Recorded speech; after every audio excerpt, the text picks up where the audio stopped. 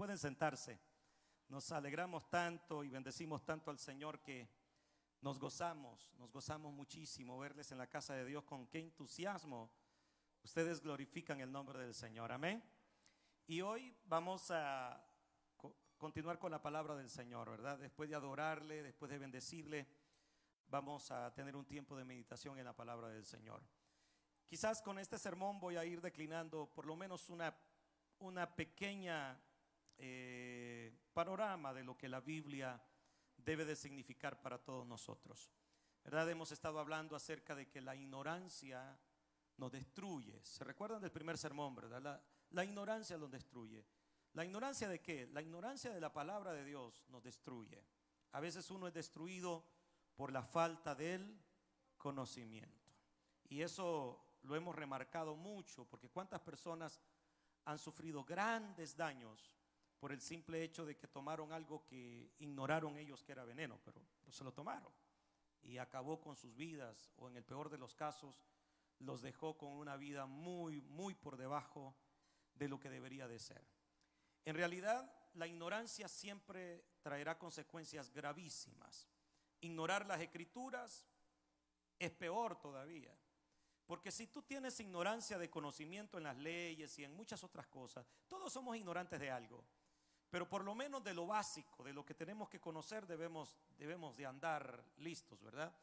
Pero ignorar las escrituras, hermano, déjame decirte que es el peor error que podemos cometer. ¿Por qué digo esto? Porque hay muchas personas que han ignorado que tenían que pagar impuestos, que tenían que poner esto, y cuando menos acuerdan, la cuenta va por Júpiter, va arriba. Y dice, hermano, es que yo no sabía, yo ignoraba esto. Sí, bueno, lo que te va a pasar es que te toca que pagar impuestos, multas por lo que no pagaste, por la ignorancia. Pero digamos que eso se arregla, hermano. Pero el problema es que quien ignora las escrituras, ignora la vida eterna. Porque nosotros podemos ver a través de las escrituras la vida eterna. Y si yo soy ignorante de las escrituras, entonces no tengo revelación de la vida eterna. Y perder la vida eterna, hermanos, esa sí es pérdida. Esa sí es pérdida. Y mayormente los que predicamos a Cristo, ignorar las escrituras es terrible. Porque el error de, por ejemplo, yo les voy a preguntar, el error de un mal abogado con una persona a la que está defendiendo, ¿qué es lo peor que le puede pasar a un abogado? Que le van a condenar al defendido, ¿verdad? Y me equivoqué, fíjese, sí, por eso no lo pude sacar, ahora tiene que pagar una culpa. Bueno, termina con el cliente metido en la cárcel. El error de un médico, por ejemplo, está haciendo una cirugía, pegó un cuchillazo donde no tenía que pegarlo, y ¿dónde termina el cliente que está ahí con él? El error de un médico en una cirugía termina con un muerto, alguien que se murió. Y dice, fíjese que no resistió. ¿Y cómo iba a andar resistiendo, hermano? Semejante tarrajazo que le pegaron en otro lado, donde realmente no tenían que pegárselo. Y en el peor de los casos, iban para amputarle el pie derecho y le amputaron el bueno, y después toca quien puede. Y me equivoqué, dice. Ni modo. Así es. El error, por ejemplo, de un piloto al aterrizar, ¿en qué termina? En un accidente donde todo... Y él dice, bueno, el piloto hizo una mala práctica, un mal viraje, y se explotó el avión y todos se murieron. Ahora yo les pregunto, ¿el error de un pastor dónde termina? Con un montón de gente. Si el pastor está equivocado, con un montón de gente en el infierno juntamente con él. Eso es peor todavía. Eso nos lo decía un maestro de teología, que por cierto, al cual respetamos, y yo siempre voy a recordar ese ejemplo, que yo creo que a todos los que estudiamos en el Instituto Bíblico, él lo remarcaba, y él decía, por eso el obrero tiene que prepararse, tiene que conocer las escrituras, porque el error de un pastor termina con un montón de gente siguiendo un error, y el culpable y a quien le van a demandar la sangre de todos ellos es a quien, al que Dios llamó como ministro. Por eso, hermano, todos los pastores tenemos la obligación de predicar la palabra de Dios, lo que Dios nos diga, porque no se trata de lo de nosotros, se trata de lo de Dios. Entonces, las escrituras son tan importantes, y mayormente que usted las conozca también. Hemos estado hablando, precisamente el jueves pasado hablábamos sobre el libro en sí, ¿verdad? No podemos conocer el mensaje del libro si no tenemos una idea, por ejemplo, cómo apareció la Biblia en nuestras manos, cómo es que la Biblia está en nuestras manos. Y yo les decía que este libro sagrado es la recopilación de los escritos de hombres de Dios que fueron inspirados por Dios a lo largo, si ponemos en línea recta todo, en un espacio de 1500 años. El Antiguo Testamento es la recopilación de escritos divinos inspirados por Dios a lo largo de 1000 años. Y en el caso del Nuevo Testamento es la inspiración a lo largo de 100 años, de los primeros 100 años después de Jesucristo.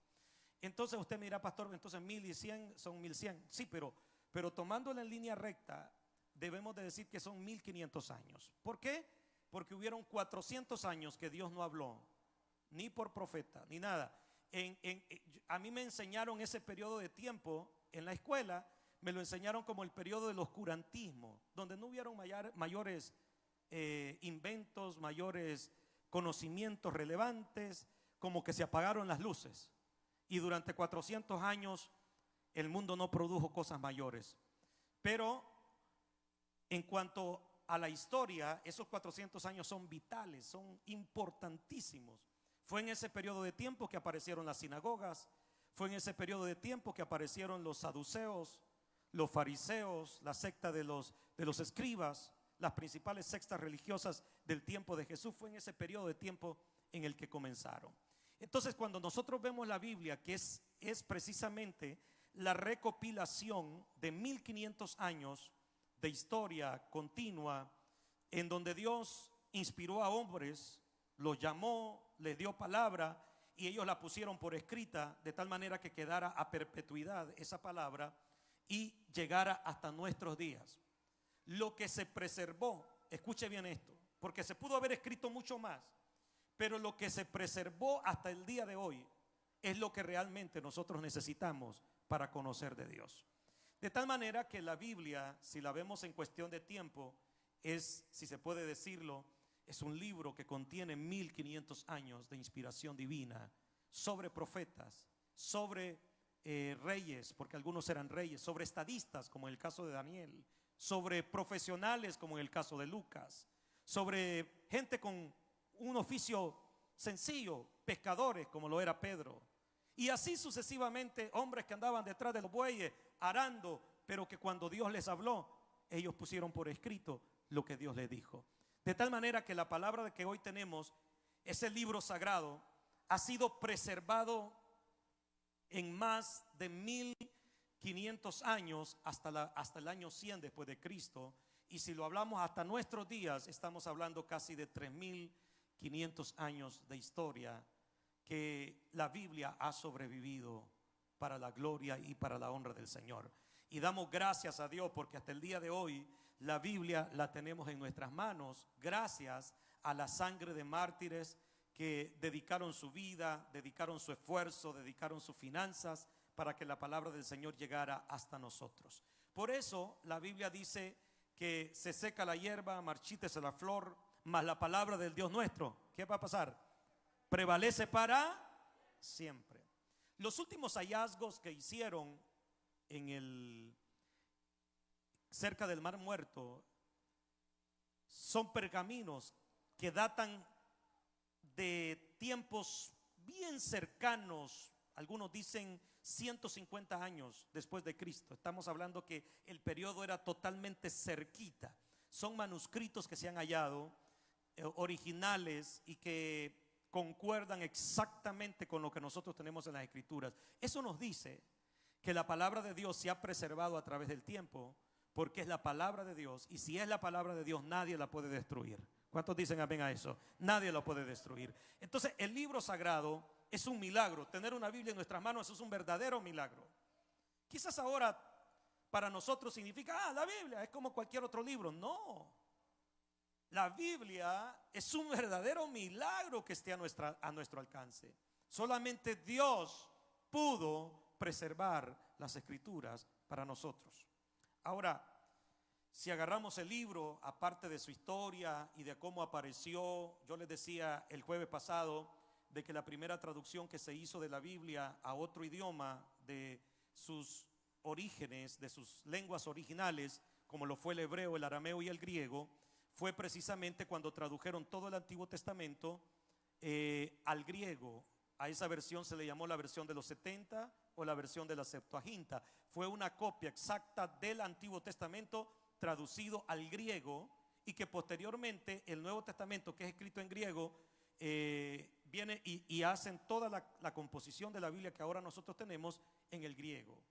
Cuando San Jerónimo en el año 300 después de Cristo, 300 y algo después de Cristo, viene y hace una traducción, la segunda traducción que tiene la Biblia es al latín. Y a esa versión de latín se le llamó la Vulgata Latina, que era la que estaba en todas las catedrales, en todas las iglesias católicas, y era la que se leía. Algunos de ustedes, no sé si se recuerdan, que las misas se daban en latín.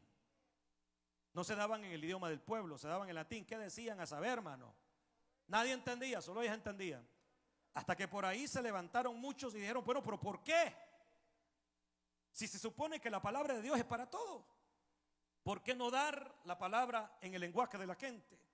Y por eso allá por el año 1000, 1100, 1200, en uno de los pueblos valdenses y albingenses se levantaron a predicar en el idioma del pueblo.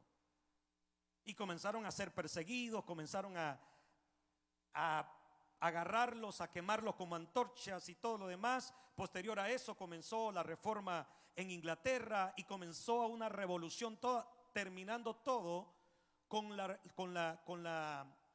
protesta que se hizo Martín Lutero en una de las iglesias, en una de las catedrales de Wittenberg, Alemania, que vino él y fue a clavar las 95 tesis. No era irrespeto, era simple y sencillamente que Martín Lutero, como todo un académico, lo que pedía era que por favor se abriera un debate sobre esos 95 puntos en los cuales él consideraba la Iglesia Católica no estaba correcta. Entonces viene, clava las 95 tesis, y por ahí comienza el grito de la reforma, donde Martín Lutero, después de muchos otros hombres que fueron asesinados, fueron martirizados por causa de no pensar como la Iglesia Católica Romana quería, entonces Martín Lutero se arma de valor y pone las 95 tesis, a tal grado que a Martín Lutero lo llaman para Roma, y muchos de los hermanos le decían, Martín, no vayas, es una trampa, te van a matar en el camino. Y Martín Lutero dijo las siguientes palabras, que yo desde que las leí, hermano, esas yo las hago mía. Y dice él, iré a Roma, aunque demonios hayan como tejas en los tejados. En otras palabras, estoy determinado a ir a Roma porque quiero demostrar que las 95 tesis que yo he clavado en la puerta de la catedral de Wittenberg, Alemania, ellos están totalmente errados en cuanto a eso. Y quizás me escuchen y cambien, dice Martín Lutero, pero en realidad no fue así. Martín Lutero fue a Roma, ¿no? Y no lo pudieron agarrar. Sí lo querían matar, pero no lo pudieron agarrar. A tal grado que Martín Lutero es el siguiente personaje que traduce la Biblia al alemán, una parte de la Biblia al alemán. Entonces así la Biblia se fue traduciendo a los idiomas, y allá por el año 1500, se me escapa el dato exacto, pero por los años 1500 aparece Casiodoro de Reina, la versión que nosotros ahora tenemos, la versión Reina Valera, y aparecen estos dos personajes traduciendo la Biblia al idioma nuestro, y desde el año 1500 nosotros podemos leer nuestra Biblia en el idioma que nosotros hablamos. Y cada vez que la Biblia se traduce a un idioma, la gente grita, alaba a Dios, porque antes, hermano, una página de las Escrituras valía una gran cantidad de dinero. ¿Por qué? Porque era hecha a mano y era escasísima. Por lo tanto, cuando apareció la imprenta de Gutenberg allá por el año 1400, el primer libro, finales de 1400, el primer libro que se imprime es nada más y nada menos que la Biblia. Comenzaron a tirar folletos y todo lo demás, y la palabra del Señor alcanzó a muchas naciones. En cuenta, alcanzó a nuestro país, El Salvador.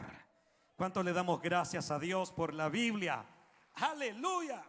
Ahora, hermano, si conocemos la Biblia, la historia de la Biblia, de cómo llegó a nosotros, también tenemos que conocerla cómo está compuesta. La Biblia tiene un Antiguo y un Nuevo Testamento. En hebreo o para los israelitas es Antiguo Pacto, Nuevo Pacto. cada uno de estos libros del Antiguo Pacto están agrupados en nuestra Biblia de una manera literaria, no por cronología, no fue como se escribieron, sino que fueron colocados literariamente, es decir, agruparon los libros que tenían características similares y las pusieron uno tras de otro. Como por ejemplo, los primeros 5 libros que yo les decía el jueves pasado son los 5 libros de la ley. ¿Por qué lo pusieron y le pusieron ley, Torá, Pentateuco? Porque realmente es donde están todos los mandamientos de Dios, tanto para la nación de Israel como también de donde se derivan los mandamientos para nosotros, la iglesia del Señor. Entonces ahí vemos a Génesis, Éxodo, Levítico, Número, Deuteronomio, 5 libros. Los siguientes 12 libros de la Biblia se colocaron ahí porque narran la historia de la nación de Israel. Ahí están Josué, Jueces, Ruth, primero y segundo de Samuel, primero y segunda de Crónica, primero y segundo de Reyes, Esdras, Nehemías y Esther. 12 libros que están ahí, que se les conoce como libros históricos. Los siguientes 5 libros tienen en característica que son poesía: Job, Salmos, Proverbios, Eclesiastés y Cantares. Los 5 libros. Los siguientes 5 libros, por ser en volumen mayor, es decir, que tienen gran cantidad de escrito, no por la importancia, sino por el volumen, ¿verdad? Por el grueso de libros, si se puede así decirlo, están los siguientes 5 libros. ¿Cuáles son? Los profetas mayores. Se les dice profetas mayores porque tienen mayor escrito, pero no es porque sean más importantes que los profetas menores. ¿Cuáles son esos? Isaías, Jeremías, Lamentaciones, Ezequiel y Daniel. 5 profetas mayores. Y los siguientes 12 libros que se le conocen como profetas menores es por la cantidad que escribieron. Entonces los agruparon, como dicen, bueno, esto escribieron poquito, entonces los vamos a agrupar. Todos los que escribieron poquito los vamos a poner en un solo grupo. Y así está agrupada la Biblia. No está por el orden cronológico, porque si estuviera por el orden cronológico de los últimos libros estaría Nehemías, Esther. Son de los últimos libros que se escribieron posexilio. Entonces estamos hablando de que realmente la Biblia está ordenada literariamente. Entonces cuando yo conozco el Antiguo Testamento, cómo está formado, cómo se descompone y por qué están ordenados los libros, entonces yo puedo tener una mayor comprensión de la Biblia. El Nuevo Testamento son 27 libros. Los primeros 4, ¿cómo se le conocen a los primeros 4? Los evangelios: Mateo, Marcos, Lucas, Juan. El siguiente libro que narra la historia de la iglesia y se le conoce como Hechos de los Apóstoles, pero en realidad fueron los Hechos del Espíritu Santo. De ahí, ¿qué cartas están? Las cartas que escribió el apóstol Pablo. ¿Cuáles son? Ayúdeme a recordarla. Romanos, primera y segunda de Corintios, Gálatas, Efesios, Filipenses, Colosenses, primera y segunda de Tesalonicenses, primera y segunda de Timoteo, Tito, Filemón. Y se cree que la carta de los Hebreos la escribió Pablo. Entonces agruparon todas las cartas de Pablo, ¡pum!, las pusieron ahí. Pero ¿cuál fue la última que escribió el apóstol Pablo? Segunda de Timoteo, fue la última carta que escribió el apóstol Pablo. Pero no es la última que aparece cuando se agrupan. ¿Cuáles son las epístolas universales o las epístolas que se conocen que son de los otros apóstoles? Hebreos. De ahí sigue Santiago, primera y segunda de Pedro, primera y segunda y tercera de Juan, Judas. Y ahí están las otras cartas universales. Y por último aparece el libro de las Revelaciones, y con eso se termina la Biblia. Entonces usted tiene que andar bien así metido en la cabecita. ¿Para qué? Para que usted sepa cómo defender la fe con la palabra del Señor. Amén. Entonces cuando ya conocemos las escrituras así, entonces nos debemos de hacer una pregunta, que es donde yo me quiero enfocar en los últimos minutos de mi sermón. ¿Qué tan importante es la Biblia? Que primero fue inspirada de Dios por medio de hombres comunes y corrientes a lo largo de 1500 años, escrita en 3 idiomas, hebreo, griego y arameo, traducida a cientos de idiomas hoy en día, preservada a través de la historia, mutilada, perseguida, odiada, pero amada de millones y millones de creyentes en el mundo. ¿Por qué es tan importante las escrituras que el mismo diablo las ha querido destruir? ¿Qué importancia tienen? Porque si no valieran nada, hermano, ¿quién se preocupa por destruir algo que no sirve? Usted lo deja tirado y él solo va a desaparecer. Pero vemos aquí que las escrituras tienen una importancia tan grande que hasta el mismo infierno se ha levantado en contra de las escrituras, pero no han podido desaparecer las escrituras. No han podido, no pueden y no podrán desaparecer las escrituras. ¿Por qué cree que tiene tanta oposición? ¿Por qué creen que ha habido tanto científico agarrar las escrituras para poder desvirtuarla? El interés del diablo en desestimar las verdades bíblicas. ¿Por qué cree que el diablo está tratando de decir, no, eso a saber quién fumó marihuana y comenzó a escribir las escrituras y andaba bien fumado, que puso todo en orden? Yo no creo que un marihuanero o un drogadicto haya sido capaz de escribir algo tan fuera de serie.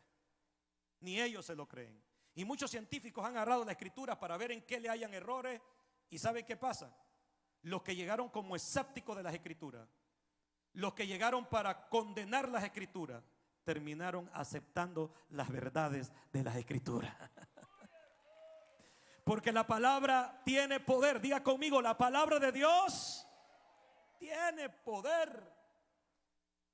Jamás se me va a olvidar uno de los primeros versículos que yo aprendí acerca de las escrituras, porque la palabra del Señor es viva. ¿Qué dice?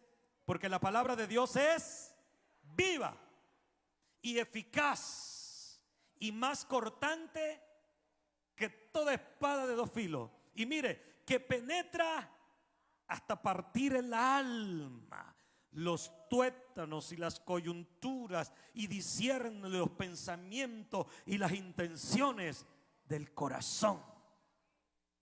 Hermano, tenemos la dicha de tener un libro sagrado. ¿Cuánto le damos la gloria al Señor por la palabra? Aleluya.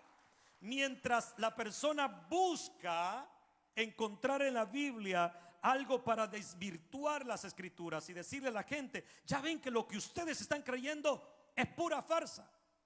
Ya me imagino cuántas personas quisieran salir por las noticias diciendo, hemos encontrado que las escrituras son un fraude. Ya me imagino cuántos demonios querrán hacer eso. Cuántas personas desearan echarse la noticia. Pero eso es algo que no lo van a poder hacer, porque la palabra de la cruz, dice la Biblia, es locura a los que se pierden. Pero a nosotros, a los que somos salvos por la gracia del Señor, la palabra de la cruz es poder de Dios para salvación, es poder de Dios para vida eterna, es poder, aleluya. Hermano, no sabes cuántas personas, cuántos licenciados, cuántos catedráticos a uno lo agarran en la universidad y lo quieren hacer el tonto porque uno cree en el evangelio. Yo me recuerdo de uno, un maestro me dio la materia de gramática en inglés, y él hacía burla de los que creíamos en la Biblia.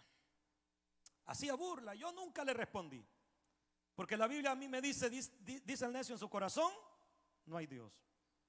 Entonces, si un necio está diciendo que no hay Dios, necio sería yo si yo me pongo a tratar de convencerlo. Dice la Biblia que todavía ¿cómo se llama? Una osa es más, ¿cómo les quiero decir? Es más apasiva, aunque le hayan quitado los cachorros, que un necio en su necedad. Entonces dice, no respondas al necio para que no seas necio como él. Él sabía que yo era pastor, y cada vez que hablaba de la iglesia me quedaba viendo a ver qué yo le decía. Yo no decía nada. Lo único que yo sabía era que la vida que él llevaba era una vida de tristeza, de angustia y de aflicción. Toda la vida hablaba de un lugar que se llamaba El Barrilito. Yo no sé dónde es eso, ahí en San Miguel, pero siempre hablaba con los otros compañeros que había ido al Barrilito, pero llevaba los ojos así como que si eran ojos de camaleón, así saltados. Yo nunca le falté el respeto, pero él cada vez que hablaba de la religión Me quedaba viendo a mí a ver qué yo le decía. Yo no le decía nada. ¿Y para qué me iba a poner con él, pues? Lo último que yo supe, que 2 años después que yo salí de la universidad, lo tiraron. Después lo tiraron de la otra universidad donde daba clase. Y así sucesivamente. Y hoy creo que se ha quedado con un trabajito por ahí, unas cuantas horas de trabajo. Y yo digo, ese no se va a levantar hasta que mire para el cielo y reconozca que hay un Dios grande y poderoso. Usted me dirá, pastor, ¿por qué dice eso? Porque cuando el hombre se llena de soberbia en contra de Dios, hermano, Dios lo hace que meta las narices en el lodo. Porque cuando tú te pones en contra de Dios, ay, las llevas todas de perder, hermano.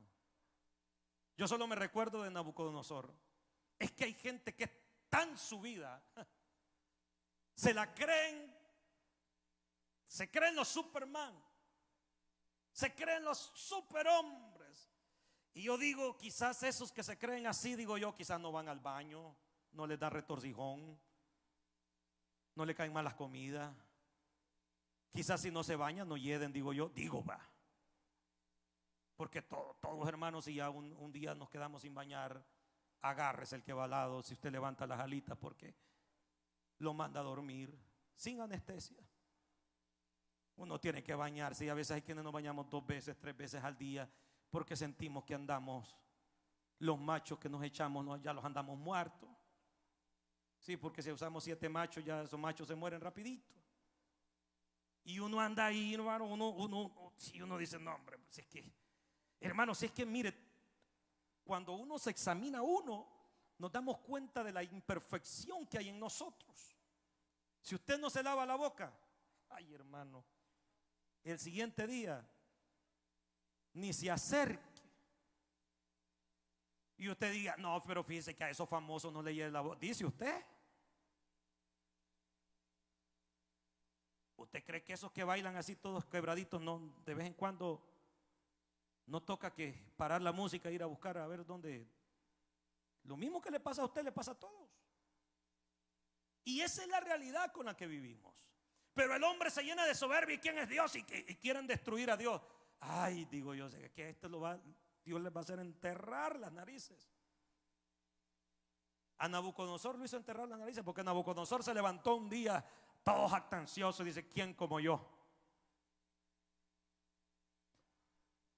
Miren la ciudad que he creado con mi poder. Y dijo, para mi gloria, con mi fuerza. Y yo me imagino al Señor diciendo, bueno, o sea que todo lo que vos has hecho, lo has hecho. Ah, vaya. Bueno, te voy a enseñar entonces, te voy a dar una lección. Y dice la Biblia que lo mandó a comer con los animales del campo por 7 años. El rey, el gran Nabucodonosor, el hombre que había levantado una ciudad enorme y un imperio enorme, comiendo con los animales. A tal grado que le salió lana en el lomo, porque aguantaba el sereno de la noche.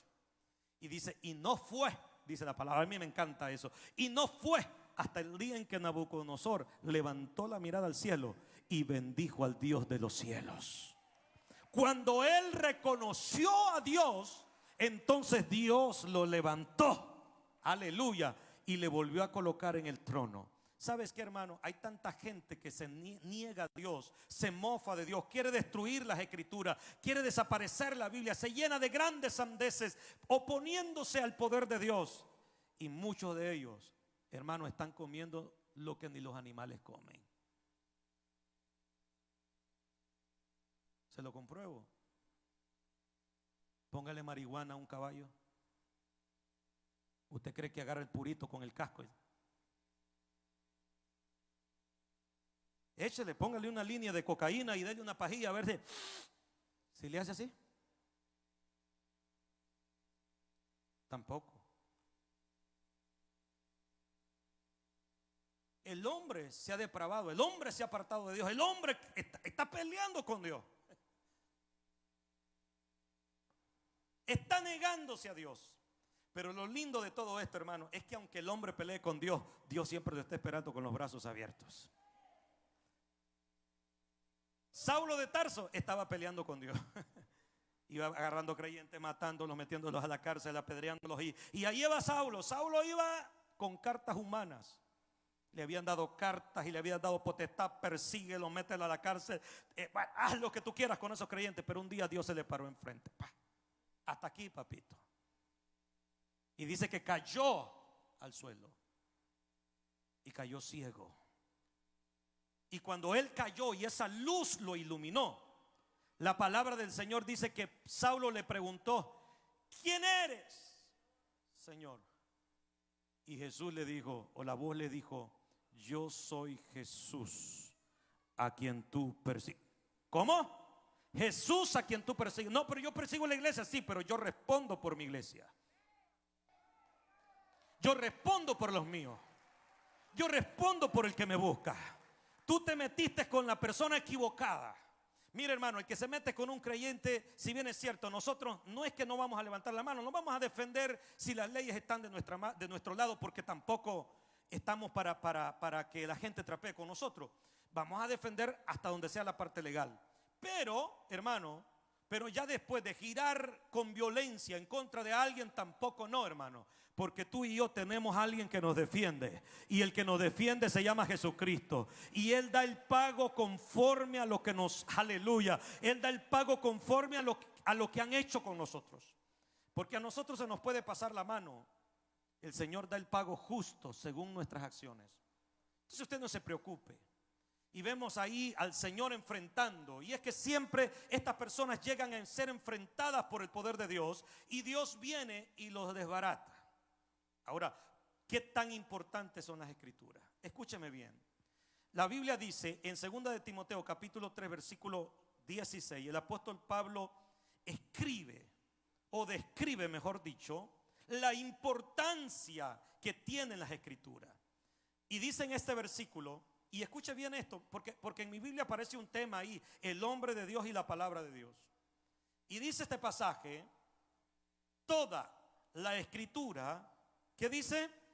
Es inspirada por Dios, útil. ¿Por qué el diablo la quiere destruir? Porque la Biblia es útil. Diga conmigo, la Biblia sirve. Hermano, si no es simplemente para andarla debajo del brazo. No, la utilidad que tiene la Biblia, hermano. Muchos de los creyentes no la hemos descubierto todavía. Quizás tengamos 10 años, 15 años de ser creyentes y hemos ocupado la Biblia solo para traerla de adorno a la iglesia. Pero la Biblia no es solamente para eso, hermano. La Biblia tiene una utilidad como tú no te lo imaginas. Por eso el diablo la quiere destruir. Por eso el diablo la quiere desvirtuar. Por eso el diablo no quiere que tú la leas. Por eso el diablo mucho menos quiere que tú la estudies. ¿Por qué razón? Porque las escrituras, hermanos, tienen una utilidad tan grande que no te lo puedes imaginar. Hemos tenido un tesoro en nuestras manos sin darnos cuenta. Hemos tenido autoridad de Dios en las escrituras y ni cuenta nos hemos dado. ¿Por qué razón? Porque no hemos ponderado la importancia de las escrituras como deberíamos de ponderarla. La Biblia dice que toda la escritura es inspirada por Dios y útil. Ahora usted me dirá, pastor, ¿cuál es la utilidad que tiene? Entonces, aquí el mismo apóstol Pablo le escribe y dice: ¿útil para qué? Para enseñar. ¿Y qué es enseñar? Doctrinar. ¿Qué es enseñar? Guiar paso a paso. O sea, si el hombre se diera cuenta que las escrituras lo van a guiar paso a paso. Diga conmigo, paso a paso. ¿Hasta cuándo? Hasta que lleguemos a la presencia de Dios. Hasta que lleguemos a la presencia de Dios. Si alguien supiera que ahí está la perfecta voluntad de Dios y que la Biblia nos va a enseñar, nos va a quitar la ignorancia y nos va a dar luz. Vamos a dejar de ser personas desentendidas para ser personas entendidas. Vamos a dejar de ver en las escrituras un montón de letras sin sentido para comenzar a ver un mensaje poderoso de Dios en las escrituras. ¿Por qué la quiere destruir el diablo? Porque con las escrituras nosotros hemos sido enseñados. ¿Enseñados en qué? Enseñados a cómo debemos de vivir. ¿Enseñados en qué? Enseñados de cómo podemos nosotros escoger la persona que va a estar con nosotros el resto de nuestra vida, para el matrimonio. ¿Cuántos saben que la Biblia tiene enseñanza para todo? Tiene enseñanza para ancianos, tiene enseñanza para jóvenes, tiene enseñanza para niños, tiene enseñanza para matrimonio, tiene enseñanza para personas que están solas, tiene enseñanzas para el que sufre, tiene enseñanzas para el que prospera, tiene enseñanzas para el que vive en miseria, tiene enseñanzas para el que está enfermo. Bendita palabra, porque nos enseña en todo tiempo. ¿Cuántos decimos gloria a Dios? La palabra nos enseña en todo tiempo. Nos enseña, útil para enseñar, útil también para, ¿qué más? Redarguir. Esa palabra redarguir es contraargumentar. Tiene que ver con autorreprensión. Una preguntita aquí: ¿cuántos de ustedes se han autorreprendido cuando han leído las Escrituras? Es decir, ustedes leyendo y ustedes mismos ¿sintieron ustedes que las Escrituras, con el entendimiento de ustedes, sin que un pastor se los dijera, la misma Escritura les dio luz y ustedes se autorreprendieron sin que nadie les diga nada? Aquí entre nos, ¿cuántos de ustedes al leer un pasaje de la Biblia han llorado?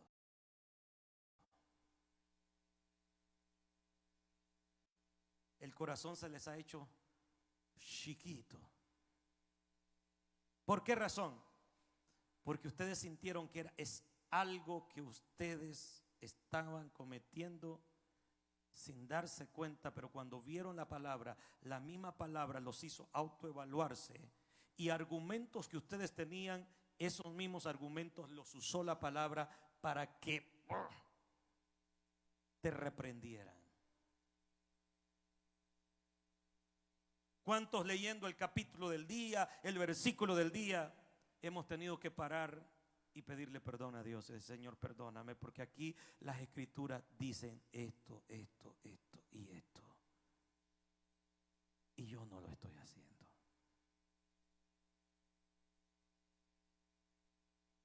Eso es redarguir. ¿Y por qué hace eso la Escritura? Porque la Escritura, aunque fue escrita ya 1500 años atrás, 2000 años atrás, 3000 años atrás, entonces la Escritura sigue siendo tan vigente como el mismo día cuando se escribió. Si bien es cierto, allá tenía un mensaje para la gente que vivió, pero tiene otro mensaje para la gente que vive hoy y la que vivirá 100, 200 años si es que Cristo no ha venido. La palabra del Señor seguirá estando viva.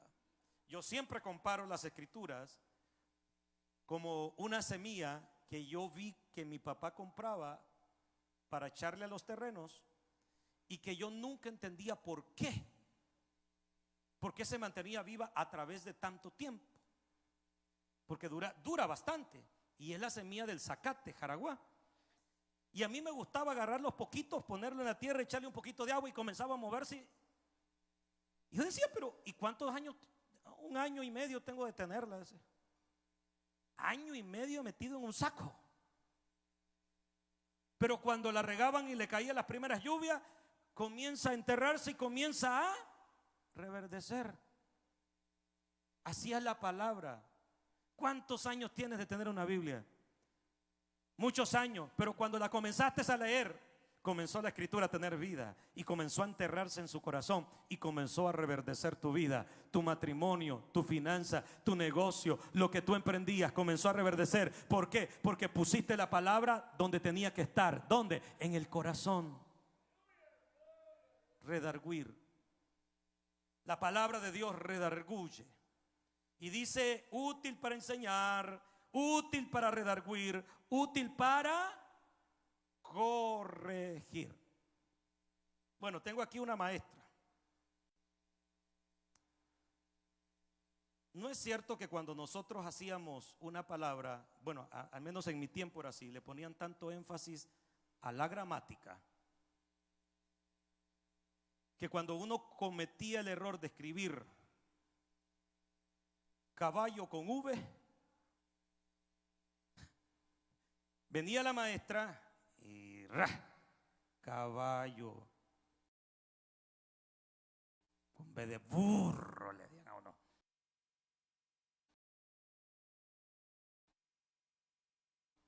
Me la va a escribir 25 veces. Y comenzaba uno a hacer plana, va caballo. Ya por último uno decía, soy caballo. ¿Qué estaba haciendo el maestro ahí? Corrigiendo. Entonces venía el docente y volvía a hacer como un párrafo donde llevaba la palabra caballo. Y volvía a buscar al cliente que le había escrito caballo con V.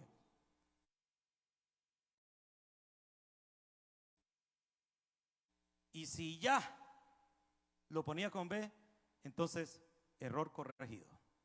Es decir, aprendió la lección. ¿Qué es lo que quiero decirles con esto? Que a veces nosotros insistimos en estar haciendo las cosas de la misma y de la misma manera, pero la Biblia nos sigue golpeando, nos sigue martillando, nos sigue martillando, nos sigue martillando, hasta que corrijamos la plana. Usted oye la palabra hoy, la oye mañana y usted oirá la misma palabra, y si está cometiendo el mismo error, el mismo martillazo va a sentir. Yo recuerdo de un hermano que él tenía un problemita. El problemita que tenía era que, mejor no se lo digo, voy a decir el milagro, pero no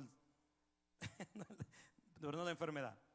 Entonces él tenía un problemita. Entonces fue a una iglesia y sale que el predicador sale hablando del mismo problemita y comienza a dar y a dar y a dar y a dar. Casi que todo el sermón lo hizo con el problema que él tenía. Y él dijo, no, aquí me traen de... Sí, aquí estos me agarraron de ojo. No, dijo, me voy a ir para otro lado. Se fue a otra iglesia y no van a creer ustedes que estaban predicando casi que sobre lo mismo. Y dijo, no, mejor no voy, dijo. Voy a dejar de ir un tiempo, voy a dejar de ir a la iglesia para ver si pasa la temporada de esos sermones que me están pegando a mí. Paró 2, 3 meses de ir a la iglesia y después volvió a ir y sale que lo vuelven a levantar. Y es que es sencillo, hermano. Es que si no se corrige la plana, te van a seguir dando. Es mejor hacer la plana. Dile al que tienes al lado, corrige la plana, hombre. Nada cuesta. Porque las escrituras siempre te van a corregir. Lo que está mal hecho aquí en Rusia, en cualquier parte. Y donde andes vas a tener problemas. Por eso la Biblia siempre te va a dar en el mismo lugar. Vas a tropezar con el mismo uñero porque no has corregido la plana. Así que vale la pena corregir. ¿Cuántos le damos gracias a Dios porque la Biblia nos corrige?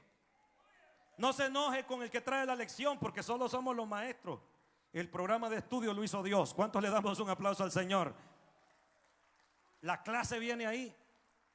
Nosotros solo la preparamos y la repetimos, pero la Biblia nos corrige. Y lo último que dice la Biblia, para redarguir, para corregir, para instruir en justicia. ¿Ya ve por qué el diablo quiere cortar las escrituras? Las sacó de las escuelas, bueno, si de todos lados lo quiere sacar, pero de donde no la va a poder sacar es del corazón. Memorice la Biblia, apréndala de memoria. Entre más Biblia tiene, más oportunidades tiene de darle garrote al diablo. Amén. Para instruir en justicia. ¿Qué es instruir en justicia? Es decir, educar de cómo debe de ser la vida en relación con los demás, porque la justicia tiene que ver en relación con los demás. La justicia tiene que ver, y con esto voy terminando, tiene que ver con lo que tengo que hacer, escúcheme bien, en relación a los demás. La justicia tiene que ver con respetar los derechos que otras personas tienen. Cuando yo violento los derechos de otras personas, estoy cometiendo una injusticia. Cuando no estoy actuando acorde a lo que debo de hacer, ¿verdad? Estamos actuando injustamente. Por ejemplo, si en el hogar los dos trabajan, esposo y esposa trabajan, la esposa sale a las 7 de la mañana y regresa a las 5 de la tarde, y el esposo sale a las 7 de la mañana y regresa a las 5 de la tarde. ¿Cuál es lo justo? Que los dos vayan a buscar a ver qué cocinan, que ven a ver cómo comen, ¿verdad? Después lavan los platos, limpian el pantry para que no le llene de hormiga ni de cucaracha, barren las migajas para que no le lleguen los zompopos, pasan el trapeador para que no quede el tufo a huevo ahí, limpien toda la plataforma y todo lo demás y dejen todo ubicado en su lugar. ¿Quién lo tiene que hacer, la mujer o el hombre? Los dos, hombres. Pero es injusto que el maestro, después que viene del trabajo, él se vaya a jugar pelota, allá menear un poco de cuero. Es que tengo que hacer ejercicio, sí, y tu mujer no necesita ejercicio. Y esto que no ha llegado a la conferencia de pareja, espérense. Escúcheme, lo que es justo. Ahora, cambiamos el panorama. El maridito sale a las 7 de la mañana, tiene que presentarse al trabajo, viene a las 5 de la tarde y la señora está en la casa. Chirrín, chirrín en una hamaca.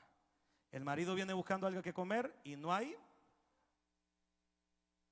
El piso está hecho un desorden y todas las cosas están hechas un desorden. Así es que el maridito tiene que llegar a trapear, a barrer, a hacer la comida para la que está acostada en la hamaca. ¿Es justo?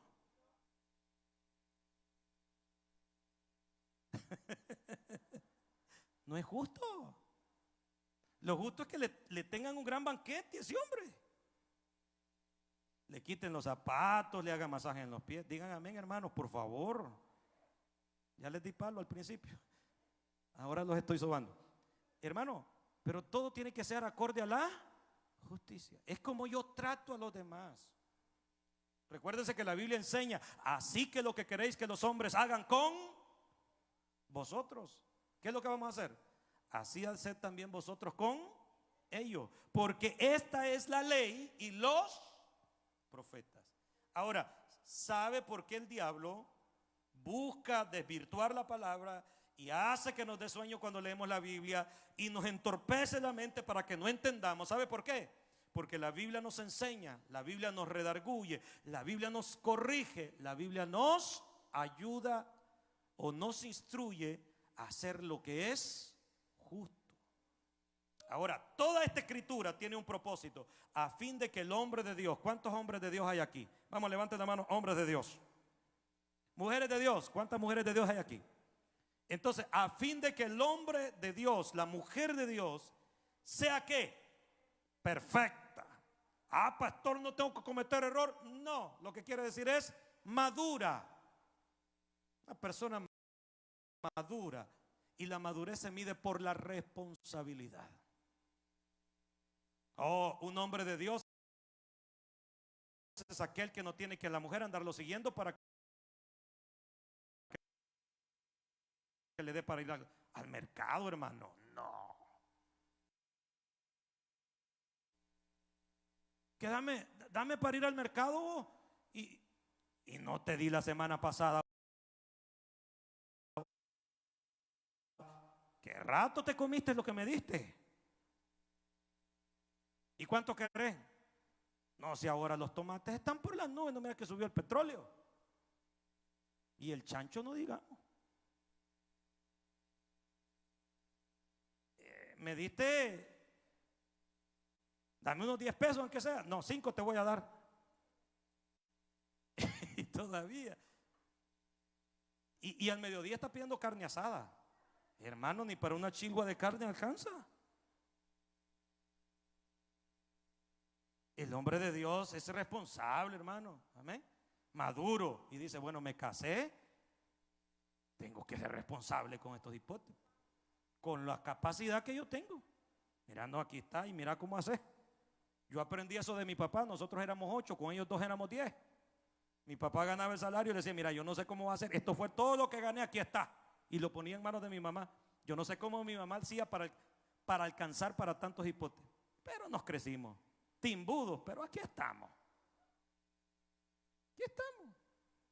¿Cómo hizo, hermano? No, lo que yo me acuerdo es que decía engañar, hijo. Engañar, y compraba platos que tenían aguacates dibujados, así que uno pasaba la tortilla por encima de la cuestión del aguacate. Y uno se decía que estaba comiendo aguacate. No, pero no es broma.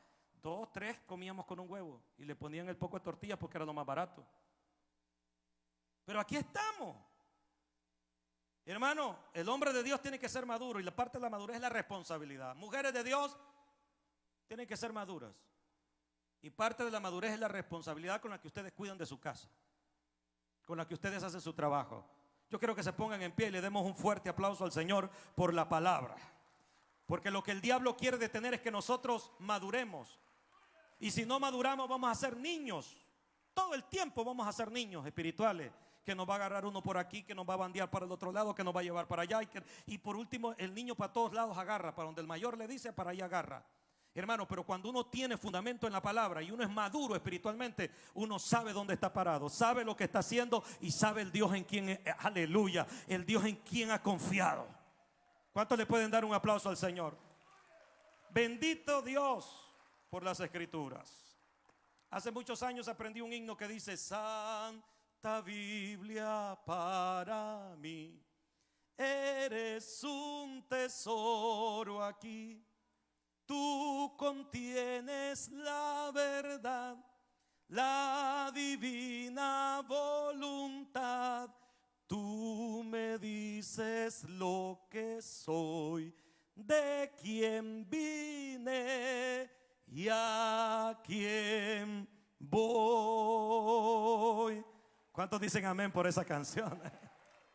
Levanta tus manos. Padre, te doy gracias. Gracias por las Escrituras, Dios mío. Gracias porque tengo un ejemplar de la Biblia en mis manos. Dios mío, habrá cosas en lo que no me va a pesar gastar mi dinero, es en una buena Biblia de estudio, porque con ella, Señor, me voy a instruir. Con esa palabra yo voy a ser nutrido, voy a tener tanta abundancia, a tal grado que de la abundancia de mi corazón voy a hablar con mis vecinos, voy a hablar con mi familia, voy a hablar con los que estén a mi alrededor. Bendito sea tu nombre, Dios mío. Alabo tu nombre, porque sé que el diablo ha querido cortarme la bendición de estar frente a tu palabra, porque sabe que si yo leo la Biblia voy a ser un cristiano maduro, un cristiano responsable, un cristiano de raíces, un cristiano con determinación, un cristiano firme, sólido, porque lo único que nos da seguridad es tu bendita palabra.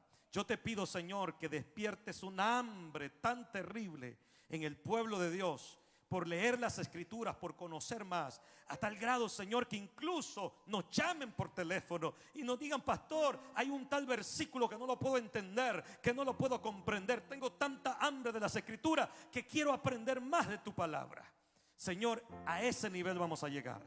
Y cuando lleguemos ahí, persona que viene a esta iglesia, persona que se queda y echa raíces para la gloria y la honra de tu nombre, persona que viene aquí va a ser instruida en la palabra y va a cambiar su vida, a tal grado que la Biblia le va a enseñar, le va a corregir, le va a redarguir, le va a instruir en justicia, a fin de que sea una persona madura delante de la presencia del Señor.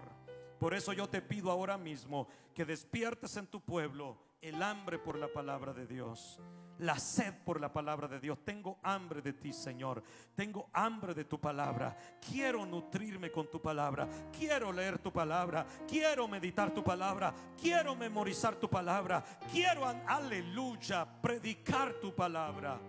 Señor, declaro que esto no nace del hombre, no nace de la carne, nace del Espíritu de Dios. Nace del Espíritu que hay dentro de nosotros. Amado Espíritu Santo, cúbrenos desde la coronilla de la cabeza hasta la planta de los pies, y permite que esta iglesia sea una iglesia de Biblia, sea una iglesia de palabra, sea una iglesia que sabe usar el arma de la palabra de Dios. En Cristo Jesús te doy gracias. Tu palabra dice: no solo de pan. Yo quiero que repitas esta palabra poderosa: no solo de pan vivirá el hombre, sino de toda palabra que sale de la boca de Dios. La Biblia salió de la boca de Dios. Las Escrituras son la palabra de Dios. ¿Cuántos le damos un aplauso al Señor? Bendito sea el Señor. Bendito sea nuestro Padre eterno. Gracias te damos, Señor. Dale más fuerte.